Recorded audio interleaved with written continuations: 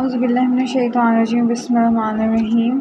So guys, ये table बहुत important है। अगर पूरे टॉक आर्टिकल में ना, एक सेकेंड, अच्छा, अगर पूरे टॉक आर्टिकल में कुछ भी नहीं आपने करना तो आप ये टेबल कर लें और परसेंटेजेस याद कर लें जो मैंने समझाई हैं, आपके एसबीए कवर हो जाएगा। ठीक है, क्योंकि टॉक में से एसबीएस ही आते हैं।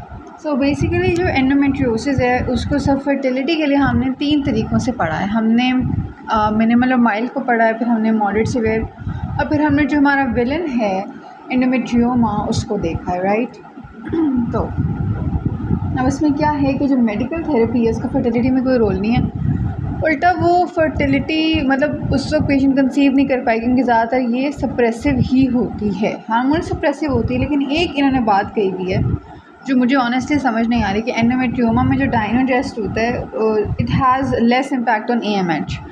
अब ये बात देखिए, एएमएच तो हमने कहा था कि वैसे ही कम होता है एंडोमेट्रियोसिस में, स्पेशली अगर एंडोमेट्रियोमा है वो फॉल्सली लो होता है, और इसीलिए हम ओवेरियन रिज़र्व को देखने के लिए फिर हम एएफसी पे रिलाई करते हैं, एएमएच पे रिलाई नहीं करते, क्योंकि एएमएच तो कम ही आना है।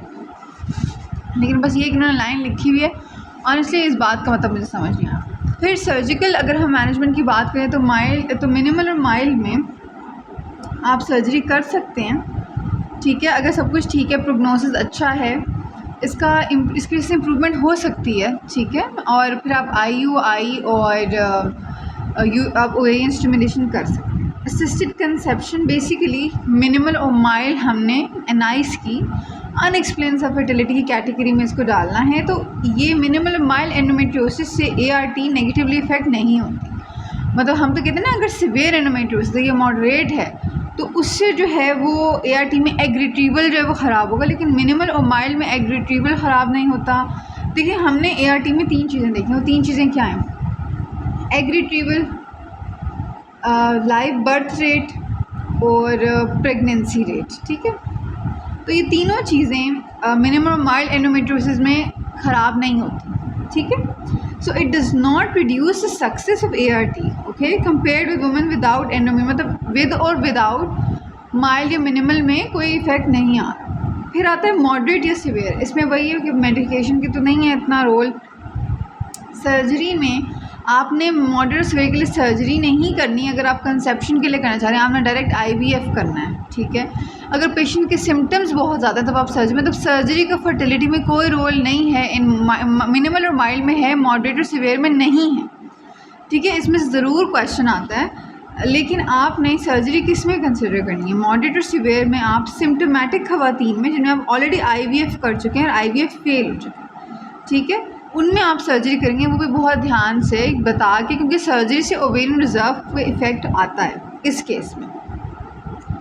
असिस्टेड कंसेप्शन पे ये बहुत बुरा असर डालती है, ये एआरटी में एग रिट्रीवल भी ख़राब करती है, एग रिट्रीवल कम होता है, क्वालिटी इफ़ेक्ट होती है, प्रेगनेंसी रेट 1/4 कम हो जाता है, ये हमने डिस्कस किया था, और लाइव बर्थ रेट भी कम होते हैं। तो बहुत ही ज़्यादा ये ख़राब है। असल विलन तो ये निकला मॉडरेट और सिवियर, लेकिन फिर we have the endometrioma villain. Basically अब ये एमसीक्यू थोड़ा कंफ्यूजिंग होता है, that endometrioma only if it's more than 3 centimetre, मैंने कहा था, तो ये इफेक्ट करता है नंबर ऑफ एग्स कलेक्टेड, ठीक है, एग्स इमेच्योर जाते हैं, एग की क्वालिटी, लेकिन ये लाइव बर्थ रेट और प्रेगनेंसी रेट को इफेक्ट नहीं करता। तो जो 3 चीज़ों की हमारी चेकलिस्ट थी एआरटी के लिए, मिनिमल और माइल्ड में कोई भी इफेक्ट नहीं होती, मॉडरेट और सिवियर में तीनों इफेक्ट हो जाती हैं, और एंडोमेट्रियोमा में सिर्फ एग्स इफेक्ट होते हैं, एग रिट्रीवल ख़राब होता है, पुअर होता है, एग्स की क्वालिटी पुअर हो जाती है अगर एंडोमेट्रियोमा 3 सेंटीमीटर से बड़ा है। This is a very important question, okay.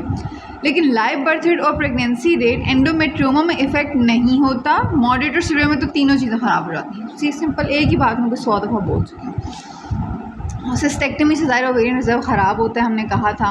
Bilateral कर रहे हैं तो फिर 2.4% पेशेंट में पीओएफ प्रीमेच्योर ओवेरियन फेलियर हो जाता है। सिर्फ तब आप एंडोमेट्रियोमा के केस में सर्जरी करेंगे जब एंडोमेट्रियोमा इतना बड़ा है और ऐसी जगह पर है कि आप एग तक पहुंच नहीं पा रहे हैं, मतलब अगर वो फिज़िकल जो है वो बैरियर क्रिएट कर रहा है for ART, only then you going to do it, it's not going to improve your whole process, उल्टा it's going to affect the ovarian reserve, okay. So cystectomy increases the risk of poor ovarian response to stimulation, ठीक है। ये इस table की एक एक line जो है वो एक क्वेश्चन की फॉर्म में आ सकती है, सो इट्स वेरी इंपॉर्टेंट। तो इस पूरे टॉक आर्टिकल में if you don't have time please do this table, जो कि ऑलरेडी हमने कर लिया है। Okay, thank you guys.